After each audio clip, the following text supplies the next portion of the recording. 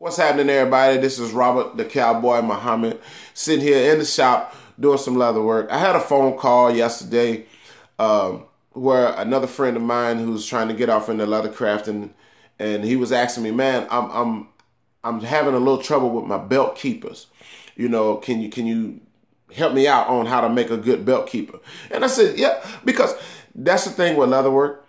You know, a leather crafter themselves, they want every part of their project and their work to look really good. And the small things like even a belt keeper can stand out, and it'll either make your work look bad or it can make your work look real professional. So what I decided to do was to do this little video to show you how to make a good, perfect belt keeper. So what we've done, we've taken two of these little strap-in pieces that we left over from an existing belt that we made. In leather business, you don't throw away anything. I learned that from my uncle at an early age. R.I.P. Uncle Lester, you know, you taught me a lot. And what we did, we're gonna glue two of these together. Now this is a standard 1.5 inch, which is common in belts. Now you also have, like, if you're going to do children belts, you can do the 1.25 inch or dress belts, or even women belts, you know, 1 inch, whatever the size may be. You can save these.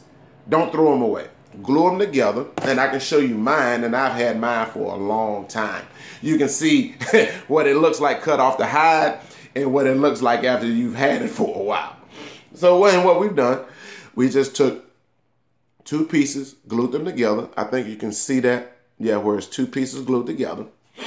And what we're going to do here is we're going to take our belt keeper leather, which is 1.5 ounces, just some scrap. Again, scrap pieces, save everything. You can use it all. Eventually, you'll use it all.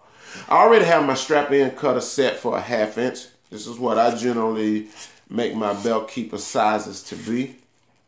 It's a 1/2 inch, and we're just going to cut that all the way down. And what we're going to do after this is we're just going to take our regular spray bottle of water.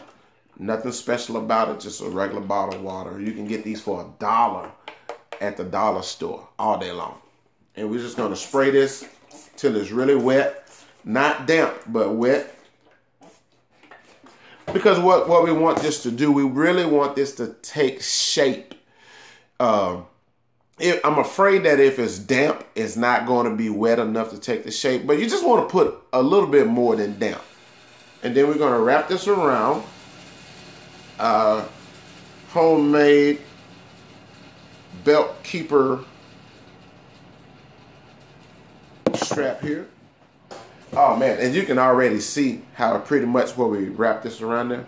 You can get a general idea of how it's going to start taking shape already. And we marked it with I just mark it with my fingernail, you know, something just to make a mark. I don't know if you can see that, just to make a mark.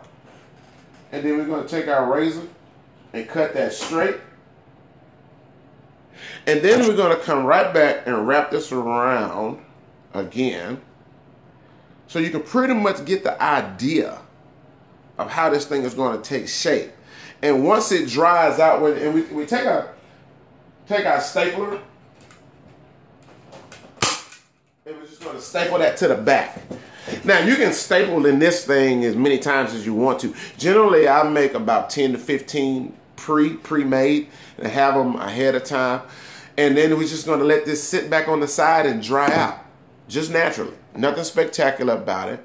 But once this dries out, you will have that perfect rectangular shape for your belts. So when you get ready to put them on your belts, it'll have just an outstanding look, and it makes your work look really great.